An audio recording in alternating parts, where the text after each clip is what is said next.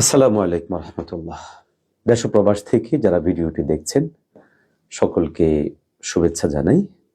কথা বলবো চলমান রাজনৈতিক সংকট নিয়ে, ৮ দলের মাঝে সৃষ্ট সংকট নিয়ে। এ বিষয়ে কথা বলা এবং বেশ কিছু তথ্য আপনাদের সাথে এই জন্যই শেয়ার করা জরুরি, কারণ ইতিমধ্যেই এই সংকটকে কেন্দ্র করে বিভিন্ন ডালপালা ছড়াতে শুরু করেছে। পারস্পরিক বিরোধ সেটা আস্তে আস্তে এমন একটা পর্যায়ে যাচ্ছে, সেটা নোংরামি পর্যায়ে যাচ্ছে। তো যার জন্য আসলে এই বিষয়টা স্পষ্ট হওয়া দরকার। দর্শক, আপনারা নিশ্চয়ই জানেন ২৪ পরবর্তী বাংলাদেশে তৃণমূল পর্যায়ে একটা আবহ তৈরি হয়েছে, যেখানে মানুষ পরিবর্তন চায়। যাদেরকে ক্ষমতা দেখেছিল তাদের বাহিরে একটি শক্তিকে দেখতে চায়। এক্ষেত্রে পীর সাহেব চরমোনাই সহ এদেশের ইসলামপন্থী, বাংলাদেশপন্থী এবং দেশপ্রেমিক শক্তি একটা জাগরণ তৈরি করতে পেরেছে, যেখানে ইসলাম, দেশ এবং মানবতার স্লোগানকে সামনে রেখে গোটা দেশে একটা নবজাগরণ তৈরি হয়েছে, যেটা আমরা তৃণমূল পর্যায়ে গিয়ে সেটা পৌঁছেছি। আপনারা এটাও জানেন যে ইসলামী আন্দোলন বাংলাদেশ এবং সমমনা বাংলাদেশ খেলাফত মজলিস, জমিয়ত উলামা ইসলাম সহ উলামা ইকরামদের বৃহৎ এই প্ল্যাটফর্মগুলো অনেকদিন থেকেই এই জাগরণটা তৈরি করার চেষ্টা করেছেন, এবং এর মধ্যে অন্যতম উল্লেখযোগ্য যে টার্গেট ছিল সেটা হচ্ছে এদেশের মানুষকে ইসলামকে ক্ষমতায় নেওয়ার স্বপ্ন দেখানো, যেখানে ধর্ম বর্ণ নির্বিশেষে বাংলাদেশে বসবাসকারী সব ধর্মের, সব জাতের, সব অঞ্চলের মানুষের অধিকার প্রতিষ্ঠিত হবে। সেখানে দীর্ঘদিন পর যুক্ত করা হয়েছে বাংলাদেশ জামাত ইসলামীকে, যুক্ত করা হয়েছে আরো সমমনা জাগ বা আরো কিছু দলকে। সবকিছু ভালোই চলছিল এবং বলা যেতে পারে এই সম্ভাবনাটা যত দিন যাচ্ছিল তত আরো ব্যাপক হচ্ছিল। কিন্তু কিছুদিন যাবৎ এই সম্ভাবনা ধীরে ধীরে বলা যায় ম্লান হওয়ার পথে, এবং এর পিছনে দায়টা আসলে কি? আমরা অনেকেই এটাকে আসন ভাগাভাগির ব্যাপার হিসেবে চিহ্নিত করে আমরা কেউ এক দলকে দায়ী করছি, কেউ আরেক দলকে দায়ী করছি। আসলে কি তাই? আমি স্পষ্ট করেই গত কয়েকদিন আগে স্ট্যাটাসে বলেছিলাম এবং গতকালকে বলেছিলাম যে আসলে বিশ্বাস এবং আস্থা দুটো জিনিস খুবই দামি এবং খুবই গুরুত্বপূর্ণ জিনিস।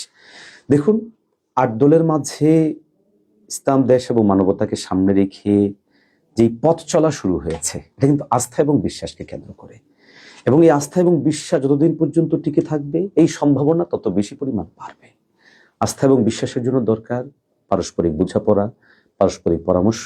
যে কোনো কাজের ক্ষেত্রে পারস্পরিক অবশ্যই বোঝাপড়াটা জরুরি। এটা না হলেই বিপদ তৈরি হবে, যেমনটা এখন ঘটেছে।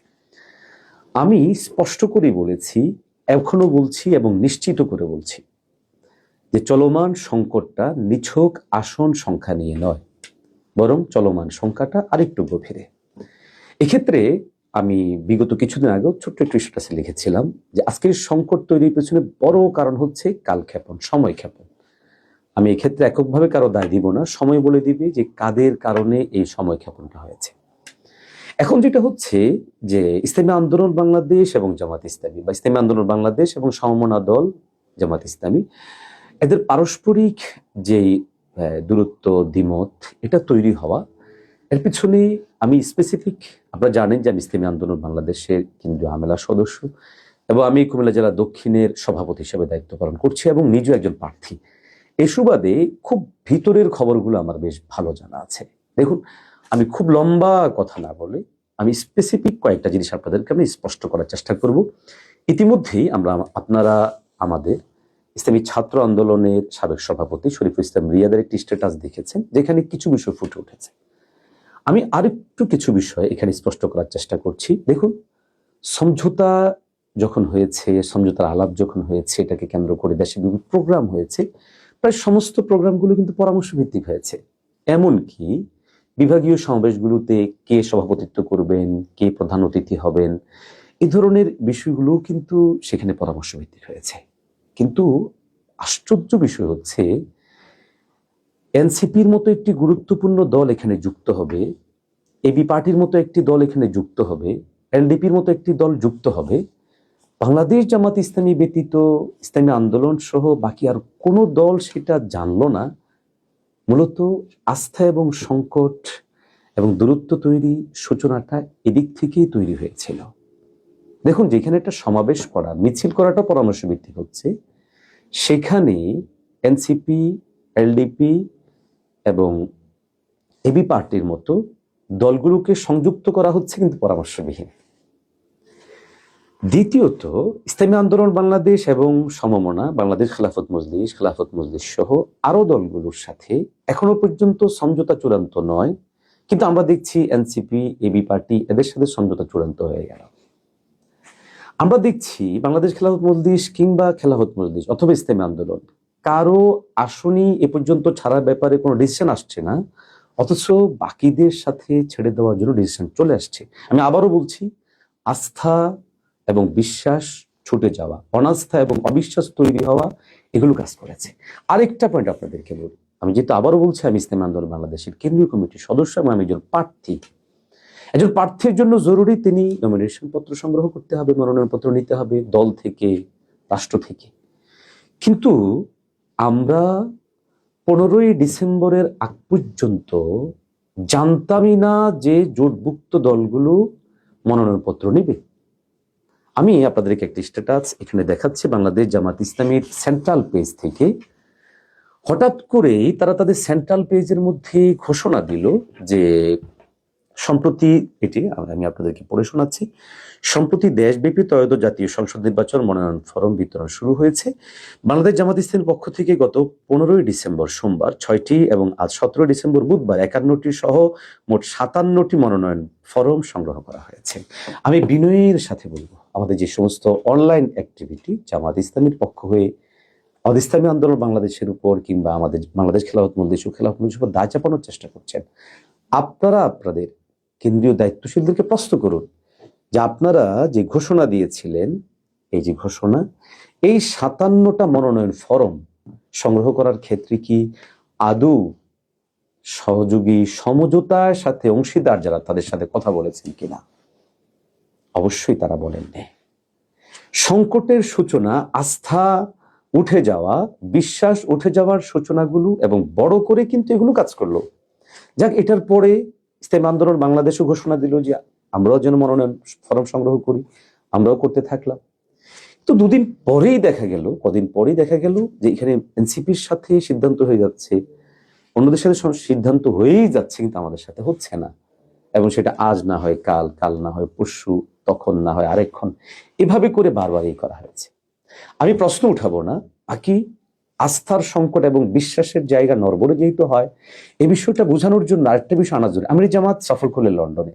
আমরা ঠিক জানি না তিনি কেন সফর করেছেন, আমরা সে প্রশ্ন উঠাতে চাই না, কিন্তু সমঝোতার সাথে অংশীদার দলগুলোর অবশ্যই সেখানে একটা সন্দেহ তৈরি করবে। রাজনৈতিক মহলে এটা একটা বোঝাপড়ার বিষয় থাকবে, তিনি কেন যাচ্ছেন। কারণ তারা বিএনপির দীর্ঘ 24 বছরের মিত্র ছিলেন, ক্ষমতার অংশীজন ছিলেন, আন্দোলন সংগ্রামে একই সাথে ছিলেন। আজকে যখন আমাদের মূল প্রতিপক্ষ বিএনপি এবং তার প্রধান থাকছেন লন্ডনে, সে লন্ডন সফর একাধিকবার করেছেন আমিরে জামাত, সেখানে সমঝোতার সাথে শরিক দলগুলো জানেই না কি ঘটছে। প্রিয় ভাইরা, আপনাদের বোঝা উচিত, আমি বারবার বলছি, এখানে আস্থা এবং বিশ্বাসের সংকট দেখা দিয়েছে। পীর সাহেব চরমোনাই কতটা রিস্ক নিয়ে বাংলাদেশ জামাত ইসলামীর মতো দলটির সাথে সম চিন্তার কাছাকাছি এসে সমঝোতার মতো সিদ্ধান্ত নিয়েছেন, আপনারা কোনোদিন কল্পনাও করতে পারবেন না।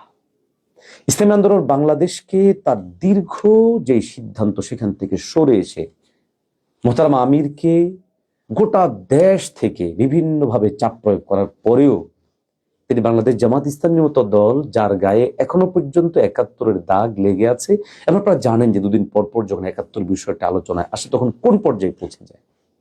এবং সবচেয়ে বড় কথা হচ্ছে, ধর্মীয় অঙ্গনের যে সবচেয়ে বড় দাগ, তাদের প্রতিষ্ঠাতা মওদুদী সাহেবের মরহুমের যে ভ্রান্তি বিচ্ছুতিগুলো, এগুলো সত্ত্বেও শুধুমাত্র ইসলাম, দেশ এবং মানবতাকে সামনে রেখে আমাদের মোহতারাম আমির চেষ্টা করেছিলেন এবং এখনো পর্যন্ত করছেন, যেন বাংলাদেশের পরিবর্তিত এই জায়গাটায় আমাদের দ্বিমত ভিন্নতাগুলো সত্ত্বেও কিছুটা কাছাকাছি আসা যায়। কিন্তু আপনারা যারা এই ইস্যুটাকে শুধুমাত্র আসনের কারণ দেখিয়ে ইসলামী আন্দোলনকে কেউ 30টা দিচ্ছেন, কেউ 40টা দিচ্ছেন, কেউ 10টার উপযুক্ত ভাবছেন, কেউ 50টার জন্য ভাবছেন, কেউ বা খোঁচা দিয়ে বলছেন ইসলামী আন্দোলন বাংলাদেশ যেন 200টারই উপযুক্ত প্রিয় ভাইদের সবাইকে বলবো, আমি একজন প্রার্থী, ইসলামী আন্দোলন বাংলাদেশ আমাদের সমস্ত প্রার্থীদের কাছ থেকে একরকম সাদা কাগজে সাইন নিয়েছে, কেন্দ্র যেটা সিদ্ধান্ত দিবে সেটাই যেন মানতে হয়। আমিও সেটার জন্য প্রস্তুত। আমি দীর্ঘ 6 মাস যাবত আমি আমার অঞ্চলে কাজ করছি। অবশ্য সেখানে কাজ করতে গিয়েও বেশ কিছু তিক্ত অভিজ্ঞতা হয়েছে। আমি একদম দেশব্যাপী আলোচক হিসেবে বিভিন্ন অঞ্চলেই যাই, কিন্তু আমি এবছর চেষ্টা করেছি ওই অঞ্চলে যাওয়ার জন্য। তৃণমূলের অনেক অভিজ্ঞতা আছে, আমরা শেয়ার করব। যদি কোনো একান্তই সমঝোতা ভেস্তে যায় তখন সেগুলো বলবো প্রয়োজন হলে। কিন্তু আজকে শুধু এতটুকু কথা বলি, শুধুমাত্র আসন ভাগাভাগি, কিন্তু ক্ষমতার ভাগাভাগির জন্যই আজকের এই সংকট নয়। এই সংকট অনাস্থা তৈরি করা, অবিশ্বাস তৈরির জন্য, আর অনাস্থা এবং অবিশ্বাস তৈরির জন্য সবচেয়ে বড় ভুল এবং ভূমিকা পালন করছে বাংলাদেশ জামাত ইসলামী। আমি দৃঢ়তার সাথে বলছি, এবং সেটা করেছে তাদের মৌলিক 2টো পয়েন্টকে সামনে রেখে। নাম্বার 1, কোনো প্রকার পরামর্শ ব্যতি রেখেই তারা দেশব্যাপী নমিনেশন ফরম সংগ্রহ করা। নাম্বার 2, বিশাল গুরুত্বপূর্ণ সিদ্ধান্ত এনসিপি, এবি পার্টি, এলডিপির মতো দলকে সংযুক্ত করা। আমি বলছি না যে এই দলগুলো সংযুক্ত করাটা দোষের, মোটেও না। দলগুলোকে সংযুক্ত করেছে ভালো, কিন্তু সংযুক্তির আগে তো পরামর্শ করা দরকার ছিল, কথা বলা দরকার ছিল, কারণ এই সিদ্ধান্তটা ছোট সিদ্ধান্ত নয়। আপনারা সবাই প্রশ্ন করছেন ইসলামী আন্দোলন বাংলাদেশ কয়টা আসন নিচ্ছে, কয়টা আসন নিবে, কয়টা আসনের জন্য তাদের জ্বালাবো। একবার ওকে প্রশ্ন করছেন বাংলাদেশ জামাত ইসলামের চাহিদা কতটুকু আসন। তাদের সেক্রেটারি জেনারেল তো অলরেডি বলেছেন 200 আসন নিবেন, 100 আসন ছাড় দিবেন। আপনারা কি এখানে পর্যালোচনা করতে পারেন না যে ঠিক কি কারণে তাদের 200 নিতে হবে, এবং এই 200 নেওয়াটা কি খুব বেশি একটা বাড়াবাড়ি হয়ে যাচ্ছে না? এরপরে অপরাপর যে সমস্ত দলগুলো আছে, এই দলগুলোর অনেকগুলোর ব্যাপারেও তো এই কথা চালু আছে যে এগুলো তাদের বি পার্টি কিনা। যেমন এবি পার্টি তো অলরেডি জামাত থেকে আসা তাদের যে যিনি প্রধান আছেন মঞ্জুর সাহেব, তিনি তো ছাত্র শিবিরের লোক, জামাতের লোক ছিলেন, এসেছেন। প্রয়োজন সাপেক্ষে আওয়ামী ওই সময়টাতে বিকল্প হিসেবে দাঁড় করাতেও পারেন। আরেকটি দল যেটা আছে বাংলাদেশ ডেভেলপমেন্ট পার্টি, এটাও তো সবাই বলেন যে এটা তাদের বিকল্প পার্টি, বি পার্টি। একইভাবে এনসিপি কেউ কেউ সেটা বলছে। আমি জানি না ঠিক ব্যাপারগুলো কি, যদি সেটাই হয় তাহলে নিজেদের দাবি কিন্তু 200, পাশাপাশি এনসিপির জন্য আরো 30টা, এবি পার্টির জন্য কিছু, বিডিপির জন্য কিছু, এলডিপির জন্য কিছু। তাহলে দিন শেষে আসলে সমঝোতার জন্য যারা সর্বোচ্চ পরিমাণ ত্যাগ করে বিগত 1 বছরের অধিক সময় জুড়ে কাজ করে যাচ্ছেন বিকল্প একটি স্বপ্ন নিয়ে, তারা কি কিন্তু কথা বলবে না? তারা কি একটু করে প্রশ্ন উঠানোর যৌক্তিকতা নাই? আপনারা যারা ফেসবুক স্ট্যাটাসে তিরস্কার করছে ইসলামী আন্দোলন বাংলাদেশকে, কিংবা বিভিন্নভাবে ব্যঙ্গ বিদ্রুপ আসবার জন্য, পরিষ্কার করে বলি, ইসলামী আন্দোলন বাংলাদেশ প্রয়োজনে একা নির্বাচন করবে ইনশাআল্লাহ।